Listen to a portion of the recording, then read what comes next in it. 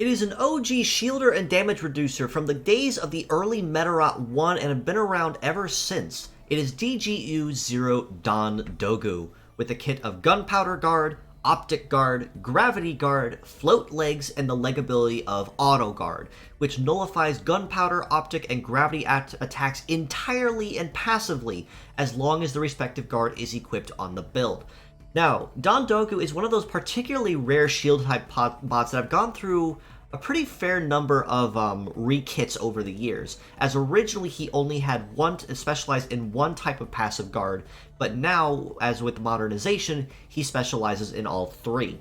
Gunpowder Guard is a defense-based skill, pretty much as all of his skills are, that as long as he's active and set up on the center line, will intercept all incoming blows, but only negate gunpowder-based skills. This includes napalm, missile, meteor, and so on, will be rendered at 0 damage. Optic Guard is essentially the very same to that, but instead will be nullifying any incoming optic attribute attacks, which can be things such as laser, beam, hyper beam, beam sword, and so on. And then left arm of Gravity Guard, once again, third verse, same as the first and second in this case, but instead negating gravity-based skills, which includes press, break, wide break, break hammer, and so on.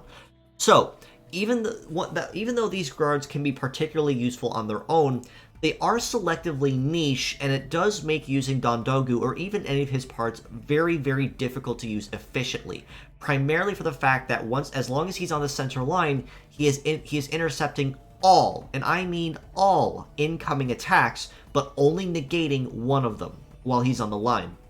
Now, in DonDoguu's case, however, he does actually use this to an advantage, because the leg ability of Auto Guard guarantees that just by using him as is and as a pure set, he is passively immune to Gunpowder, Optic, and Gravity attacks entirely, just with his leg ability alone, which means even when he's intercepting specific blows, Gunpowder, Optic, or Gravity, when he intercepts the blow and they're using something else, such as say he's using Gunpowder Guard but they use a Gravity attribute skill, he will also negate that particular blow at 0 damage, which is a particularly interesting way to spin his very clunky and very strange defensive kit into something that can be worked out in his favor.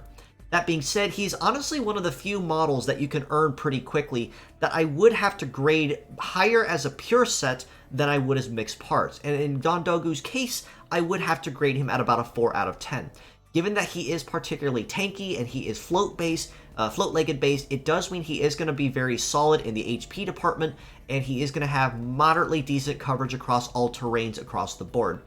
But because he is a triple defense type of model, it is going to be very tricky to use him efficiently, even if his leg ability is being used in his favor, given that even though he can negate Gunpowder, Optic, and Gravity skills, he still will be weak to literally anything else. This can include rifle, hammer, power hammer, basic sword,